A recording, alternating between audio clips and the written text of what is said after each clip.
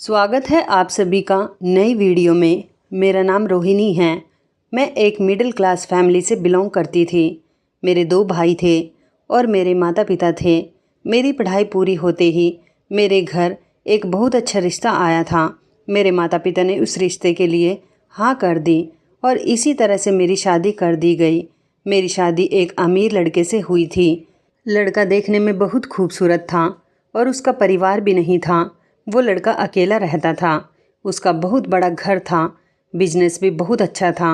यही सब बातें देखते हुए मेरे पिताजी ने मेरी शादी उस लड़के से कर दी थी। मेरे पति का नाम आयुष था। आयुष मुझे बहुत प्यार करते थे और मैं भी आयुष से बहुत प्यार किया करती थी। शादी के 5 महीने बाद ही आयुष को हार्ट अटैक आया और उसके बाद उनकी मौत हो गई।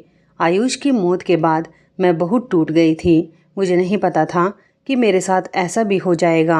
मैं आयुष के साथ बहुत खुश रहती थी। अभी तक मेरे पास कोई औलाद भी नहीं थी। इससे पहले ही आयुष मुझे छोड़कर चले गए थे। आयुष के मरने के बाद मेरे माता पिता का कहना था कि वो मुझे अपने साथ अपने घर ले जाएंगे। मेरे घर में मेरी 2 भाभियाँ भी थीं। आजकल के ज़माने के बारे में मुझे अच्छे तरीके से पता है। मैं नहीं चाहती थी कि मैं विधवा बनकर उस घर में जाऊं और मेरे भाई और भाभियां मुझे बुरा समझें। इसी तरह से मैं भरी जवानी में विधवा हो गई थी। लोगों ने मुझसे कहा कि तुम्हें दूसरी शादी कर लेनी चाहिए, लेकिन मैं दूसरी शादी करने पर भी तैयार नहीं थी। मेरे पहले पति के घर में कोई नहीं था और घर भी बहुत बड़ा था। मुझे उस घर में इज्जत, मान, सम्मान सब कुछ मिला था। मैं डरती थी कि कहीं और जाकर मेरी ज़िंदगी सुधरने के बजाय ख़राब ना हो जाए, इसलिए मैं दूसरी शादी भी नहीं करना चाहती थी और ना ही अपने मायके वापस जाना चाहती थी। मेरा मानना था कि मुझे अपने पति के घर में ही रहना है। घर बहुत बड़ा था, इसलिए मुझे घर में बहुत डर लगता था। रात को जब कुत्ते भौंकते थे तो मेरा दिल बैठ जाता था। मुझे ऐसा लगता था जैसे मेरा दिल बैठ रहा है। मैं पहले से ही डरपोक नहीं थी, बल्कि जिस दिन से आयुष की मृत्यु हुई थी उस दिन से मुझे डर लगना शुरू हो गया था। हर छोटी से छोटी चीज़ से मुझे डर लगता था। रात मेरी ऐसे ही डर के साथ साथ गुजर जाती थी। न जाने ये डर मेरी ज़िंदगी से कब निकलेगा, यही सोचते सोचते मुझे सारी रात हो जाती थी। दिन भी ऐसे ही गुजर जाता था। मेरे पति का कारोबार बहुत अच्छा था, इसलिए मुझे भी कमाने की कोई ज़रूरत नहीं थी। काफ़ी सारा पैसा था जो मुझ अकेली के लिए काफ़ी था। मैं काफ़ी समझदार और पढ़ी लिखी थी। सोचती थी कि बच्चों को ही ट्यूशन पढ़ा लिया करूं, लेकिन तभी मेरे दिमाग में आइडिया आया कि क्यों ना मैं अपने नीचे वाले पोर्शन को किराए पर दे दूं। इसी तरह से घर में मेरे लिए कोई सहारा भी हो जाएगा और मेरा सारा दिन भी गुजर जाया करेगा और मुझे रात को डर भी नहीं लगा करेगा। मैंने सोचा कि मुझे घर किराए पर दे देना चाहिए, लेकिन मैं किसी शरीफ फैमिली को ही किराए पर घर देना चाहती थी। अकेले इंसान को घर किराए पर नहीं देना चाहती थी, क्योंकि मैं अकेली और जवान थी। आस पड़ोस के लोगों से मैं कम ही बातचीत किया करती थी, लेकिन जब कि मुझे किराएदार के बारे में बताना था, इसलिए मैंने आस पड़ोस में जाकर सभी से ये बात कह दी थी कि मुझे किराएदार की ज़रूरत है, लेकिन मेरी शर्त यही रहेगी कि मुझे एक शरीफ फैमिली की ज़रूरत है। मैं अकेले इंसान को अपना घर किराए पर नहीं दे सकती थी। इसी तरह से मुझे घर में रहने के लिए लोगों का सहारा भी मिल जाता और महीने में थोड़े बहुत पैसे भी घर में आ जाते। मेरे इतना ही कहने की देर थी कि 2 दिन के बाद ही मेरे दरवाजे पर दस्तक हुई। सुबह का टाइम था और दरवाजे की बेल बज रही थी। मैं दरवाज़ा खोलने गई तो ये देखकर हैरान रह गई कि बाहर एक बूढ़ी औरत और एक जवान लड़का खड़ा हुआ था। मैंने उन दोनों को ड्राइंग रूम में बैठा दिया और उनसे पूछा कि मैं आप दोनों को नहीं जानती हूँ, आप कहाँ से आए हैं और कौन हैं। तभी वो लड़का कहने लगा कि आप किराए पर मकान देना चाहती हैं। हम इसी सिलसिले में आपके पास आए हैं। हमने सुना था आप किराए के लिए फैमिली की तलाश कर रही हैं। हम दोनों ही इस घर में रहना चाहते हैं। हम दोनों के अलावा घर में कोई और नहीं रहेगा। मैंने कह दिया, आप बिल्कुल ठीक कह रहे हैं। मैं एक शरीफ फैमिली की तलाश कर रही थी। मैं अपना नीचे वाला पोर्शन किराए पर देना चाहती हूँ। मैंने कहा, क्या आप दोनों माँ बेटे इस घर में रहना चाहते हैं? तभी वो बूढ़ी औरत बोल पड़ी और कहने लगी कि मैं इनकी माँ नहीं बल्कि इनकी पत्नी हूँ। ये सुनकर तो मैं हैरान रह गई थी। न जाने इस लड़के ने इस औरत में क्या देखा था। वो लड़का देखने में बहुत खूबसूरत था और उसका नाम सुरेश था और वो बूढ़ी औरत उसका नाम रजनी था। रजनी की उम्र लगभग 60 साल होगी। 60 साल की इतनी उम्रदार औरत से शादी करना, वो भी एक जवान लड़के के साथ, ये तो मुझे बहुत ही हैरत की बात लग रही थी। मैंने कहा, सॉरी अगर मेरी वजह से आपको किसी बात का बुरा लगा हो तो। मुझे नहीं पता था कि आप दोनों पति पत्नी हैं। उन्होंने कहा, कोई बात नहीं, सब लोग हमें देखकर हैरान रह जाते हैं। तभी वो जवान लड़का कहने लगा, मैडम आप हमें मकान किराए पर दे सकती हैं? हमें भी रहने का ठिकाना चाहिए और आपको भी किराएदार की ज़रूरत है। मैंने कहा, जी बिल्कुल, मैं आपको इस घर में रहने की इजाज़त दे देती हूँ। ये रही कमरे की चाबी और आप अपना सामान लेकर आ जाइए। तभी सुरेश रजनी जी की तरफ मुस्कुराते हुए देखने लगा और सुरेश कहने लगा कि किराया हम आपके मुंह मांगी रकम में दे देंगे।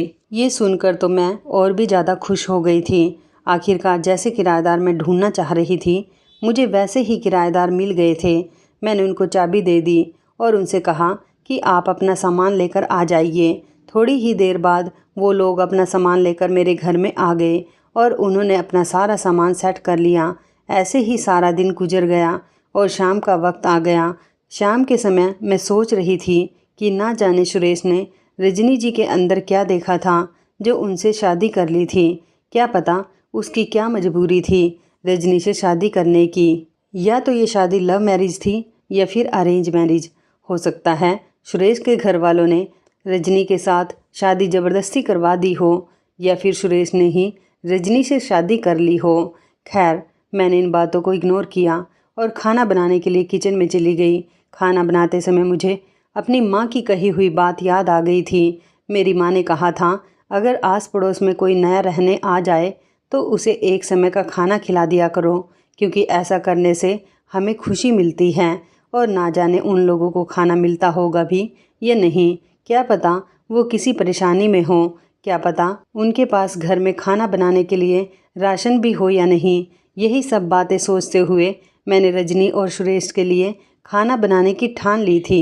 वैसे तो मैं अकेली थी, इसलिए मैं अपने लिए ही खाना बना लिया करती थी, लेकिन आज मुझे 3 लोगों का खाना बनाते समय बहुत खुशी हो रही थी। मैंने सोचा मैं भी आज अपने नए किराएदार के लिए खाना बनाकर लेकर जाती हूँ। रात हो गई है और मैंने खाना पैक कर लिया था। जैसे ही मैं नीचे गई और मैंने जाते ही दरवाजे पर दस्तक दी तो अंदर से किसी ने दरवाज़ा नहीं खोला। जब मुझे बहुत देर हो गई दरवाज़ा बजाते बजाते, तब मैंने सोचा कि शायद ये लोग थकान की वजह से सो गए होंगे, इसलिए मैं वापस जाने के लिए मुड़ गई थी। तभी अचानक दरवाज़ा खुला और सुरेश दरवाजे पर खड़ा हुआ था। सुरेश ने कहा, अरे रोहिणी जी, आप यहाँ क्या कर रही हैं? उसने मेरे हाथ में खाना देखा तो कहने लगा, रोहिणी जी, आपको खाना लाने की क्या ज़रूरत थी? रजनी किचन में खाना ही बना रही हैं। मैंने कहा, कोई बात नहीं, ये तो मेरा फ़र्ज़ बनता है। आप मेरे लिए आज मेहमान हैं, इसलिए मैं आपके लिए खाना बनाकर लाई हूँ। कल से तो हमें एक ही साथ एक ही घर में परिवार की तरह रहना है। मैंने सुरेश से कहा, रजनी जी कहाँ हैं? ये कहते हुए मैं किचन की तरफ जाने लगी। तभी अचानक मेरे सामने सुरेश आकर खड़ा हो गया और कहने लगा, अरे वो रजनी, उसके सर में बहुत तेज़ दर्द हो रहा था। वो तो अपने कमरे में लेटकर सो चुकी हैं। मैंने कहा, अभी तो वो किचन में खाना बना रही थी। कहने लगा, नहीं नहीं, खाना बनाते समय उसके सिर में बहुत तेज़ दर्द होने लगा और वो जाकर लेट गई। उसको नींद आ गई होगी। अगर मैं उसको आधी नींद में उठा दूंगा तो उसके सिर में और भी ज़्यादा दर्द हो जाएगा। आपको तो पता है उसकी उम्र कितनी हो चुकी है, इसलिए उसको बीमारियों ने घेर रखा है। अगर मैंने उसे आधी नींद में उठा दिया तो वो और भी ज़्यादा परेशान हो जाएगी। ये सुनकर मैंने कुछ नहीं कहा और चुपचाप अपने पोर्शन में आ गई। ऊपर आते ही मैंने खाना खाया और खाना खाने के बाद मैं भी लेट गई। सोचने लगी कि सुरेश ने किस तरह से बात को पलट दिया था। पहले तो वो मुझसे कह रहा था कि रजनी जी खाना बना रही हैं, लेकिन उसके बाद जैसे ही मैंने किचन में जाने की कोशिश की तभी उसने बात को इतने अच्छे तरीके से पलट दिया कि वो सो रही है। न जाने वो क्या कर रहा था और क्या कहना चाह रहा था। मैंने सोचा, खैर छोड़ो, मुझे क्या करना। मैंने इस बात को इग्नोर कर दिया। मैंने सोच लिया था कि रजनी जी को मैं अपनी बड़ी बहन बना लूँगी और हम दोनों इस घर में आराम से बैठकर बातें किया करेंगे। वैसे भी वो भी अकेली हैं और मैं भी अकेली हूँ। दोनों सारा दिन अकेले ही तो रहेंगे, इसलिए एक दूसरे का सहारा भी बन जाएंगे और एक दूसरे से अपना मन भी हल्का कर लेंगे।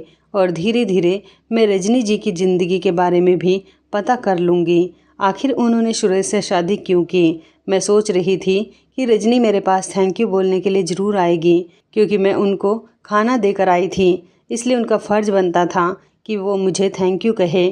कुछ लोग तो ऐसे होते हैं जो किसी से कुछ तोहफ़ा लेने के बाद उनको थैंक यू के बिना उनको सुकून नहीं मिलता, लेकिन मेरा ये अंदाज़ा बिल्कुल गलत निकला था। रात का काफ़ी समय हो चुका था और अभी तक रजनी जी मेरे पास थैंक्स कहने के लिए नहीं आई थी। मैंने सोचा कि कोई बात नहीं, सुबह जब मैं उनसे मिलूँगी तो शायद वो मुझे थैंक यू बोल दे। मुझे थैंक यू की ज़रूरत नहीं थी, लेकिन मैं रजनी से बातें करना चाहती थी। आज रात मेरी बहुत सुकून से गुजरने वाली थी, क्योंकि घर में किराएदार आ चुके थे और अब मुझे किसी चीज़ से डर भी नहीं लग रहा था। घर में कोई सहारा था, ये बात मुझे बहुत बेफिक्र कर रही थी। कुत्तों की आवाज़ से भी मुझे डर नहीं लग रहा था। जब मेरे पति जिंदा थे तब मुझे आवाज़ें नहीं आती थी, शायद तब मुझे डर भी नहीं लगता था, क्योंकि उस वक्त मेरे पति का साया मुझ पर था। मेरे पति आयुष मुझे बहुत प्यार करते थे। मैं हर रात उनको याद करके रोया करती थी। ये सोचते सोचते ही मुझे नींद आ गई और अचानक ही आधी रात में मेरी आँख खुल गई। न जाने मेरी आँख इतनी रात को क्यों खुली थी। मुझे बहुत डर लग रहा था। रात को ना जाने किसकी ज़ोर ज़ोर से चिल्लाने की आवाज़ आ रही थी। ऐसा लग रहा था जैसे कोई लेडी बहुत ज़ोर ज़ोर से रो रही है और बहुत तकलीफ़ में है, उसे किसी की मदद की ज़रूरत है। मुझे बहुत डर लग रहा था और डर की वजह से मेरा पूरा शरीर काँप रहा था। मैं अपने बिस्तर पर लेट गई और मैंने अपने दोनों कानों पर हाथ रख लिए ताकि वो आवाज़ मुझे ना आ पाए, लेकिन आवाज़ आने बंद ही नहीं हो रही थी। मैं बहुत परेशान हो गई थी कि आखिर मैं क्या करूं। ऐसे ही करते करते सुबह हो गई थी, लेकिन आवाज़ बंद नहीं हुई थी। सुबह के 6 बजे वो आवाज़ बंद हुई, तब जाकर मुझे सुकून मिला। कुछ देर बाद ही मुझे नींद इतनी गहरी आ गई थी कि मुझे पता ही नहीं चला कब सुबह के 10 बज गए। सुबह जब मेरी आँख खुली तो मैंने टाइम देखा, सुबह के 10 बज रहे थे। तभी अचानक मैं घबरा कर उठी और उठने के बाद मैंने चाय बनाई और हाथ मुंह धोकर मैं चाय लेकर गैलरी में चली गई। गैलरी में मैंने देखा कि सुरेश गली में खड़े होकर किसी से फ़ोन पर बात कर रहा था। ऐसा लग रहा था जैसे वो कहीं जा रहा हो। फ़ोन पर बात करते करते ही उसकी निगाह ऊपर की तरफ आ गई। उसने जब मुझे देखा तो वो मुझे देखकर मुस्कुराने लगा। उसके बाद ही वो वहाँ से चला गया। शायद वो ऑफिस गया होगा। उसका हुलिया तो यही बता रहा था कि वो किसी काम पर जा रहा था। मैंने सोचा कि रजनी से बात करने का मेरे पास ये अच्छा मौका है, क्योंकि जब से वो घर में आई थी एक बार भी मेरी उनसे मुलाकात नहीं हुई थी। मैं उनसे बैठकर बातें करना चाहती थी, लेकिन वो तो मुझसे मिलना ही नहीं चाह रही थी। मैंने सोचा कि जल्दी से फ्री हो जाती हूँ और जाकर रजनी जी के पास बैठ जाती हूँ। जल्दी जल्दी मैंने अपने सारे काम किए और नीचे वाले पोर्शन में चली गई। जब मैं नीचे गई तो सुरेश वहाँ पर मौजूद नहीं था। लग रहा था जैसे वो काम पर ही चला गया है। मैंने दरवाज़ा बजाया तो दरवाज़ा अंदर से बंद था। मैंने बार बार दरवाज़ा बजाया, लेकिन अंदर से दरवाज़ा किसी ने नहीं खोला। मैं खड़े हुए यही सोच रही थी, कितनी देर से दरवाज़ा बजा रही हूँ, फिर भी कोई दरवाज़ा क्यों नहीं खोल रहा। तब थोड़ी देर के बाद अंदर से आवाज़ आई, रोहिणी जी, ये आप हो क्या? वो आवाज़ रजनी जी की ही थी। मैंने कहा, रजनी जी दरवाज़ा खोलिए, मैं हूँ रोहिणी। तभी रजनी जी ने दरवाज़ा खोला। मैंने रजनी जी की तरफ देखा तो उनकी आंखों में आंसू थे। यह देखकर मैं हैरान रह गई थी। उन्होंने मुझे अंदर आने को कहा और सोफे पर बैठा दिया। कहने लगी कि मेरे पति ने मुझे परमिशन नहीं दी है कि मैं किसी को भी अंदर आने दूं, इसलिए मैं सोच समझकर घर का दरवाज़ा खोलती हूँ। मैंने कहा, रजनी जी, ये तो आपके लिए नया मोहल्ला है, आखिर यहाँ पर कौन आएगा? तो वो मुझसे कहने लगी कि आपको नहीं पता मेरी ज़िंदगी किस मोड़ पर चल रही है। वो मुझे बहुत परेशान लग रही थी। मैंने कहा, रजनी जी, आपकी आंखों में आंसू है, इसका मतलब आप रो रही हैं। कहने लगी, जी मैं आपको अपनी कहानी क्या बताऊं, मैं बहुत परेशान हूं। मैंने कहा, आप मुझे अपने बारे में सब कुछ बता सकती हैं। तो वो कहने लगी कि मेरा पति मुझे पसंद नहीं करता, क्योंकि वो कम उम्र का है, इसलिए वो चाहता है कि उसी के टाइप की लड़की उसे मिलनी चाहिए थी। लेकिन वो मुझे पसंद नहीं करता। मैं बहुत ज़्यादा एज की हूँ और उसके हिसाब से अच्छी भी नहीं लगती। मुझे उन पर बहुत तरस आ रहा था। वो बेचारी बहुत परेशान लग रही थी। उन्होंने मुझे बताया कि मुझे ऐसा लगता है कि मेरे पति का किसी के साथ अफेयर चल रहा है। वो मुझे धोखा दे रहा है। वो ना जाने किससे फ़ोन पर बातें करता रहता है। अगर मैं उसे इस बारे में पूछती हूँ तो वो मुझे अपशब्द बोल देता है और कभी कभी तो मुझ पर हाथ भी उठा देता है। मैंने कहा, रजनी जी आप ठीक तो हो ना? रजनी कहने लगी, हाँ कहने को तो मैं बिल्कुल ठीक हूँ। मेरे पास दुनिया की हर चीज़ मौजूद है। रुपया, पैसा, कपड़े, जूते, दुनिया की हर चीज़ मेरे पास है। लेकिन मेरे पास वो खुशी नहीं है जो एक औरत को चाहिए होती है। रजनी की बातें सुनकर मुझे और भी ज़्यादा दुख होने लगा था। मैंने कहा, रजनी जी आप ये बताइए मैं आपके लिए क्या कर सकती हूँ? मुझे बताइए, मैं आपकी मदद करना चाहती हूँ। वो मुझसे कहने लगी, मेरी मदद तो मेरे सगों ने नहीं की, तो आप मेरी मदद कैसे कर सकती हो? मेरा पति कभी भी मुझे छोड़ने की धमकी दे देता है। मेरा अपना इस दुनिया में कोई नहीं है। अब ये बताओ, मेरी इतनी उम्र हो गई है, मैं अपने पति को छोड़कर कहाँ जाऊँगी? कौन मुझे अपनाएगा? बस मैं आपसे ये चाहती हूँ कि आप मेरे लिए प्रार्थना कर दिया करो और मुझे कुछ नहीं चाहिए। मैंने कहा, रजनी जी मैं आपकी छोटी बहन की तरह हूँ। आप मुझे हर बात बता सकती हो और क्यों नहीं, मैं हमेशा आपके लिए प्रार्थना करूँगी। ये कहकर मैं मुड़कर जाने लगी थी। तभी रजनी जी ने मुझे आवाज़ दी, रोहिणी तुम किसी को ये मत बताना और मेरे पति को तो बिल्कुल भी मत बताना। अगर उसको ये बात पता चल गई तो वो मुझ पर हाथ जरूर उठाएगा और ये भी पता नहीं चलना चाहिए कि आप यहाँ पर आई थी और मैंने आपको कुछ बताया है। मैंने उनसे कहा कि हाँ बिल्कुल, आप फिक्र मत कीजिए, जैसा आप कहती हो वही होगा। मैं आपके पति को कुछ भी नहीं बताऊंगी। इतना कहकर मैं ऊपर चली गई थी। मुझे सुरेश पर बहुत गुस्सा आ रहा था। आखिर उसने शादी ही क्यों की थी जब अपनी पत्नी को मारना पीटना ही था? जब उसे अपनी पत्नी पसंद नहीं थी तो उसने रजनी से शादी ही क्यों की थी? मैं सोच रही थी कि काश सुरेश अपनी पत्नी को कैद में नहीं रखता तो कितना अच्छा होता। वो तो बेचारी वैसे भी इतनी उम्र की हो गई है, उसे उन पर पाबंदियां नहीं लगानी चाहिए, जबकि वो खुद किसी और से चक्कर चला रहा है। अगर रजनी जी पर उसका पति पाबंदी नहीं लगाता तो रजनी जी और मैं आपस में छोटी बड़ी बहनें बन जाते। हम दोनों एक दूसरे से अपने गम बांट लेते। लेकिन मैंने अपने रोज़ के रूटीन पर ध्यान देना शुरू कर दिया और रात को सोने के लिए लेट गई थी। आज फिर घबराकर आधी रात के समय मेरी आँख खुल गई थी और आज भी वही वजह थी जिसने मुझे कल सोने नहीं दिया था।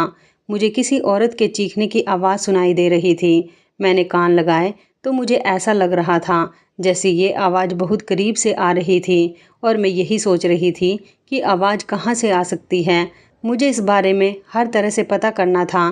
धीरे धीरे मैं कमरे से बाहर निकली तो मुझे चीखने की आवाज़ और भी ज़्यादा करीब से आने लगी थी और तब मुझे अंदाज़ा हुआ था कि चिल्लाने की आवाज़ कहीं और से नहीं बल्कि नीचे वाले पोर्शन से आ रही थी और चीखने वाली औरत कोई और नहीं बल्कि रजनी थी। एक लम्हे के लिए तो मैं दंग रह गई थी। फिर मैं जल्दी से सीढ़ियों से उतरी। मुझे रजनी जी से पहली ही मुलाकात में दिली लगाव हो गया था। अब मैं रजनी जी को परेशानी में नहीं देख सकती थी। मैंने ज़ोर ज़ोर से उनका दरवाज़ा पीटना शुरू कर दिया था। मैं बहुत देर तक खड़ी हुई दरवाज़ा बजाती रही थी, लेकिन किसी ने भी दरवाज़ा नहीं खोला था और ऐसा भी नहीं था कि दरवाजे की आवाज़ सुनकर शोर थम गया हो। अब तो मुझे रजनी जी के चीखने की और भी ज़्यादा तेज़ आवाज़ें आने लगी थी। दरवाज़ा पीट पीट कर मेरे हाथों में दर्द शुरू हो गया था। थक हार कर मैं वापस अपने पोर्शन में चली गई थी। रात के समय मैं किससे मदद मांगती, क्योंकि हर कोई तो अपने घर में सो रहा होगा।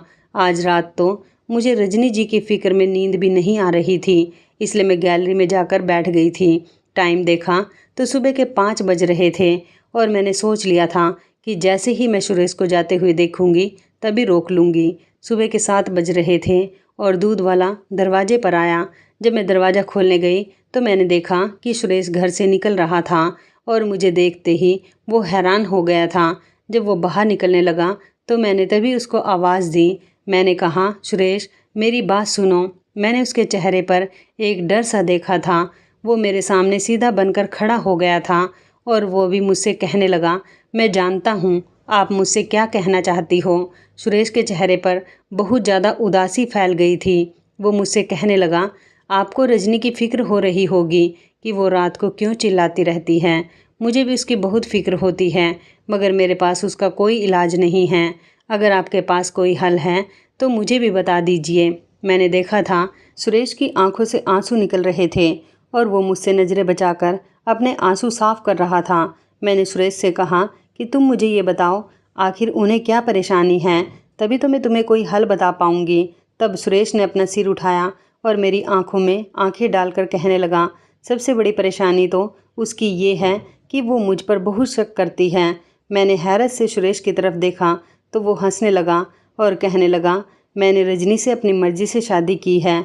आप मेरी शक्ल सूरत को गौर से देखिए, मेरे और रजनी में कितना फ़र्क है। मैं चाहता तो किसी जवान खूबसूरत लड़की से भी शादी कर सकता था, लेकिन मैंने सबको छोड़कर रजनी से शादी की और रजनी को चुना। वो बेसहारा है, मैं उसको सहारा देना चाहता था और इसलिए मैंने उससे शादी की थी, लेकिन फिर भी वो मुझ पर शक करती है। उस दिन तो आपने भी रजनी को मेरी माँ समझ लिया था। मुझसे बस यही गलती हो गई थी कि मैंने रजनी को बेसहारा समझकर उससे शादी कर ली थी। वो मेरे घर पर नौकरानी का काम करती थी। ये सब देखकर मुझे अच्छा नहीं लगता था और इसलिए मैंने सोचा कि मैं उससे शादी कर लूँगा, उसे अपना नाम दे दूँगा। मेरे घर वालों को ये बात पसंद नहीं आई और उन्होंने मुझे अपने घर से निकाल दिया। मैंने रजनी के खातिर अपने परिवार वालों को भी छोड़ दिया। अब आप ही बताइए, मैंने रजनी से शादी करके गलत किया या फिर सही। मेरे माता पिता ने मुझे अपनी जायदाद से भी बेदखल कर दिया। रजनी के खातिर मैंने बहुत सारी परेशानियां झेली हैं। मैं रजनी को हर हाल में खुश देखना चाहता हूँ, बस वो मेरे साथ यही कह कर लड़ती रहती है कि मेरा किसी और से अफेयर चल रहा है और मैं चोरी चुपके उससे फ़ोन पर बात भी करता हूँ। 2 साल पहले ही मेरे माता पिता ने मेरा रिश्ता एक बहुत ही अमीर परिवार में कर दिया था। वो लड़की बहुत खूबसूरत थी, उसके साथ मेरी सगाई भी हो चुकी थी। वो मेरे माता पिता के दोस्त की बेटी थी। मैंने रजनी की खातिर उस रिश्ते से साफ इनकार कर दिया था, जबकि मेरे माता पिता का कहना था कि तुम इस औरत के प्यार में अंधे हो गए हो। तुम्हें ये भी नज़र नहीं आता कि ये औरत तुम्हारी माँ की तरह है, लेकिन तुम इस नौकरानी के खातिर अपने परिवार को छोड़ रहे हो और अपनी मंगनी भी तोड़ रहे हो। मैं तुम्हें अपनी जायदाद से बेदखल कर दूंगा अगर तुमने इस नौकरानी से शादी कर ली। तो मैंने अपने माता पिता की भी कोई बात नहीं मानी और रजनी के खातिर अपनी मंगनी भी तोड़ दी और अपना घर छोड़कर अपना सामान पैक करके दर बदर की ठोकरें खा रहा था। मैंने अपनी पत्नी के साथ वफ़ा निभाई और इतनी कम उम्र में भी हमेशा रजनी का साथ दिया, मगर अपनी पत्नी का ऐसा रवैया देखकर मुझे अकेलेपन का एहसास होता है। मैं सोचता हूँ कि मैंने रजनी को सहारा देने के लिए अपना सहारा खो दिया, लेकिन उसे इस बात का बिल्कुल भी एहसास नहीं है। शादी की पहली रात से ही रजनी मुझ पर शक करती है। उसको ऐसा लगता है जैसे जिस लड़की से मेरी सगाई हुई थी, मैं आज भी उससे बातें करता हूँ और मुझसे कहने लगी कि तुम मेरे कभी भी नहीं हो सकते क्योंकि तुमने मजबूरी में मुझसे शादी की है। तुम तो आज भी उस लड़की की खूबसूरती के पीछे पड़े हुए हो जिससे तुम्हारी सगाई हुई थी। अब वो हर रात मुझ पर शक करती है और लड़ाई करती है और बेवजह चीखती रहती हैं। उसकी वजह से पहले भी कई मकान मालिक हमें किराए के घर से बाहर निकाल चुके हैं क्योंकि लोग मुझ पर शक करते हैं कि शायद मैं अपनी पत्नी को मारता पीटता हूँ, इसलिए वो इतना चिल्लाती है और हर 2-3 महीने में मुझे नया घर बदलना पड़ता है, मगर मुझे कहीं भी सुकून नहीं मिलता। रजनी की लड़ाइयाँ मुझे जीने नहीं देती। अब ये मेरा 5वां घर है। मैंने यहाँ आकर तो इसके आगे हाथ भी जोड़ दिए और कहा कि तुम्हें भगवान का वास्ता मुझे जीने दो, मगर वो यहाँ आकर भी अपनी हरकतों से बाज नहीं आती। मैं आपको एक बात बताना चाहता हूँ, रजनी दिमागी तौर पर बीमार हो चुकी है। उम्र के साथ साथ इसका दिमाग भी खराब होने लगा है। मैं इसका इलाज करवा रहा हूँ। रजनी लोगों पर कभी कभी हमला भी कर देती है, इसलिए मैं इसको घर से बाहर नहीं निकलने देता हूँ और कह देता हूँ कि किसी को भी घर में मत आने देना। ये सारी बातें सुनकर तो मेरे होश उड़ गए थे। सुरेश की बातें सुनकर तो मुझे ऐसा लग रहा था जैसे वो सच कह रहा है। तभी मैं उसे कहने लगी कि मैं आपसे रिक्वेस्ट करती हूँ। वो मुझसे कहने लगा कि हाँ बताइए। मैंने कहा आप रजनी को घर में बंद करके मत जाया करो। मैं उससे बात करने की कोशिश करूँगी। हो सकता है उसकी हालत में कुछ सुधार आ जाए। ये बात सुनकर तो सुरेश परेशान हो गया था। वो कहने लगा, आप ये सब इसलिए कह रही हैं क्योंकि अभी तक आपने उसकी हालत नहीं देखी। जब उसे गुस्सा आता है तो वो इस कदर खूंखार हो जाती है कि मेरे लिए उसे संभालना बहुत मुश्किल हो जाता है। मैं ऑफिस में होता हूँ और अगर पीछे से उसने आप पर हमला कर दिया तो उसका कसूरवार कौन होगा? हो सकता है वो आपको बहुत ज़्यादा नुकसान पहुँचा दे, इसलिए मुझे आपसे इस काम के लिए माफ़ी मांगनी पड़ रही है। मैं ऐसा नहीं कर सकता। मैंने कहा, अगर रजनी जी ने मुझे नुकसान पहुँचाया तो मैं आपको कसूरवार नहीं ठहराऊँगी। मैं आपसे कहना चाहती हूँ कि आप उनको कैद मत रखो।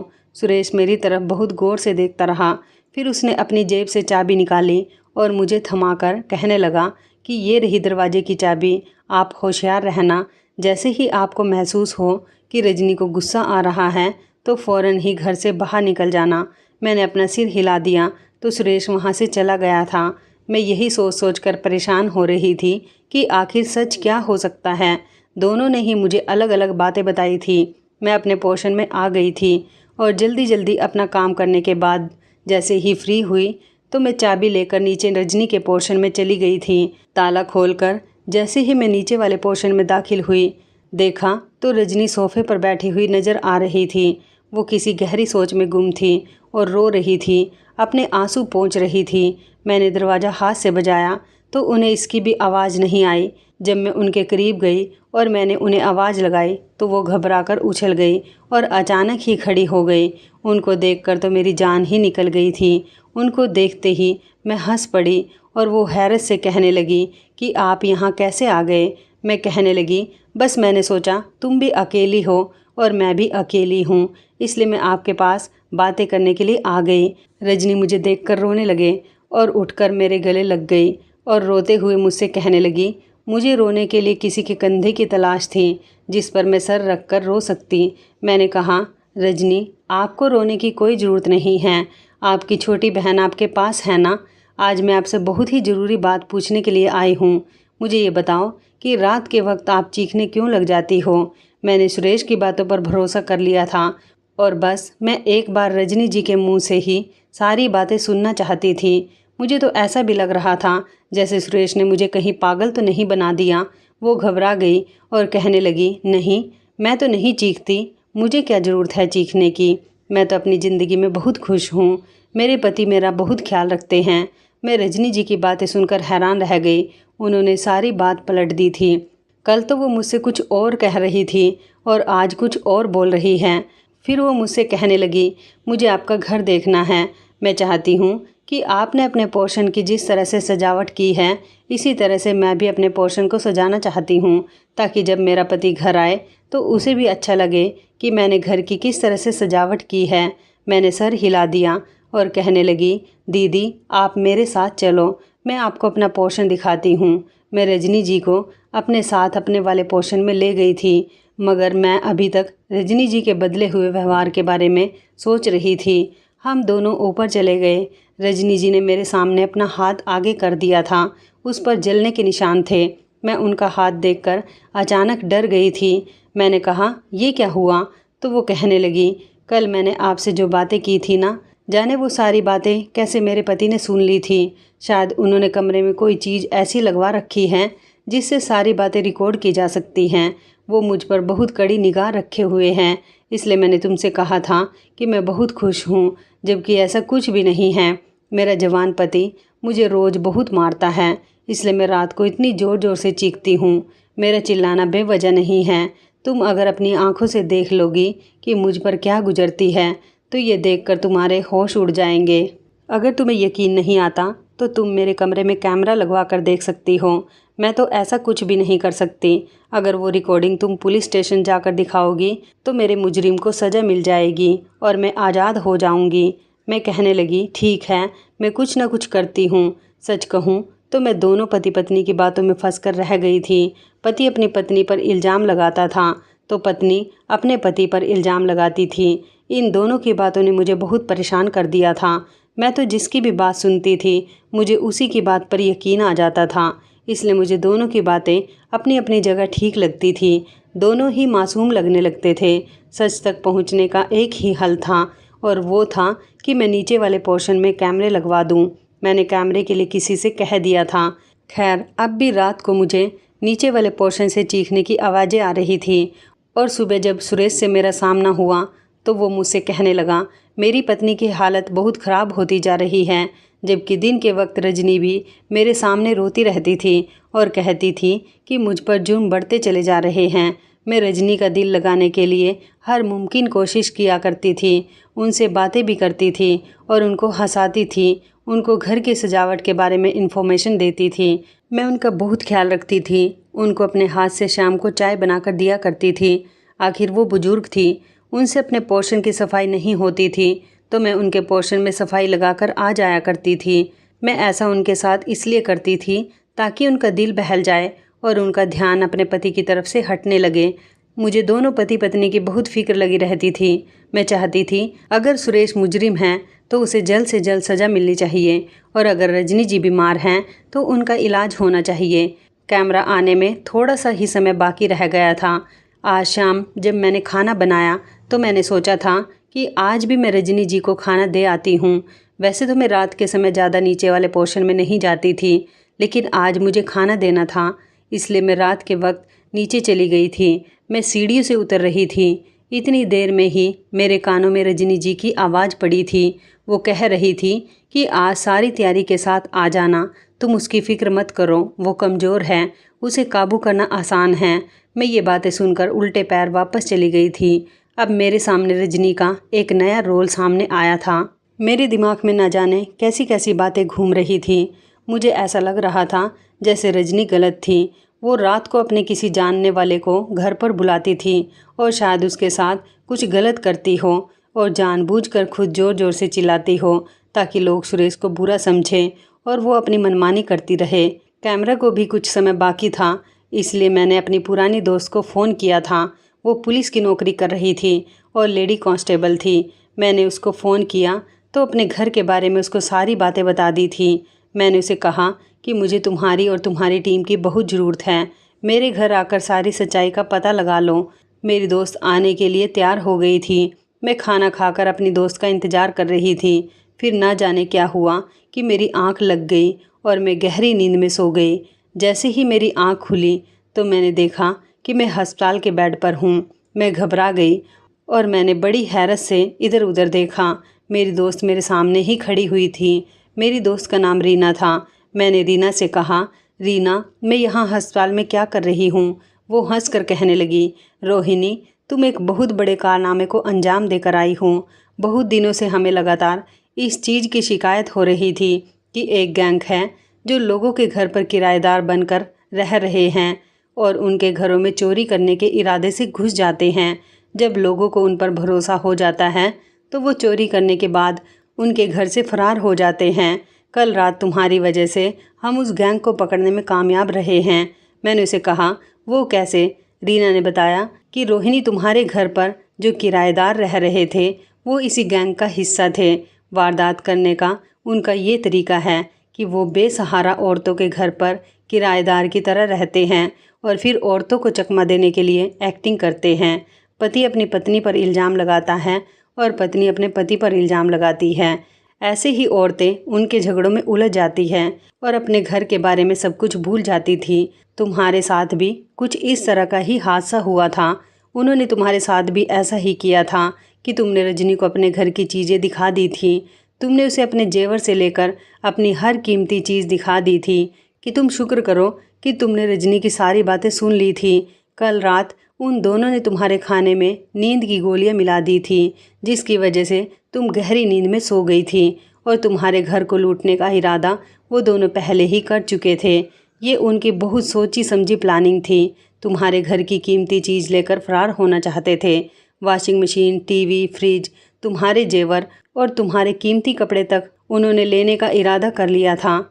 हम मौके पर पहुंच गए और ऐसे ही हमने उन लोगों को दबोच लिया और जब हमने तुम्हारे कमरे में तुम्हें बेहोश देखा तो तुम्हें अस्पताल में भर्ती करा दिया। रीना की बातें सुनकर तो मेरा दिमाग ख़राब हो गया था।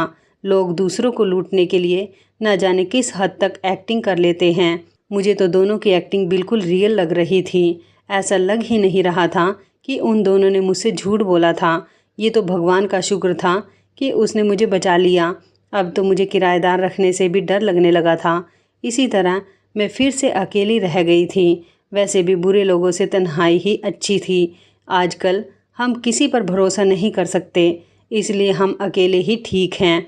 हमें दूसरों से ज़्यादा खुद पर भरोसा होना चाहिए। मेरे नसीब में अकेलापन ही लिखा है, इसलिए मैं अपने अकेलेपन के साथ ही बहुत खुश हूँ। मैं अब घर में गरीब बच्चों को ट्यूशन पढ़ाती हूँ। मैं उनसे पैसे भी नहीं लेती। सारा दिन वो बच्चे मेरे साथ मेरे घर में रहते हैं। रात को अपने अपने घर को वापस लौट जाते हैं और बच्चों के साथ मेरा बहुत अच्छा वक्त गुजर जाता है। मुझे गरीब बच्चों को पढ़ाकर बहुत खुशी मिलती है। तो इस कहानी के बारे में आपकी क्या राय है, कमेंट करके ज़रूर बताइएगा। दोस्तों, आपको हमारी ये कहानी कैसी लगी, आप हमें कमेंट बॉक्स में ज़रूर बताएं। यदि आपके पास भी ऐसी कोई प्यारी सी कहानी है या फिर ऐसी कोई कहानी जिससे कुछ शिक्षा मिले, तो आप हमारे साथ उसको ज़रूर शेयर करें।